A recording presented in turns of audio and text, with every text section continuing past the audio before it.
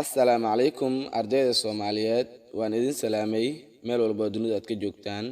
Salaan kadib casharkeeni maanta wuxuu ku saabsan yahay jumladooyin Ingiriis ah wuxuuna u dhici doonaa sida tan. Sentences jumladooyin. You can talk waad u hadli kartaa however you want sidaad adiga rabtid. Cause maxaa yeelay you own your mouth afka adiga iska leh.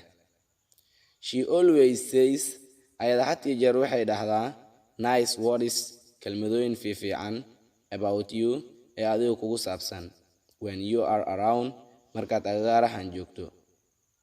I don't like ma jecli fish malayga according to ayadoo wacan tahay it is bones lafihiisa are not good ma fiicna.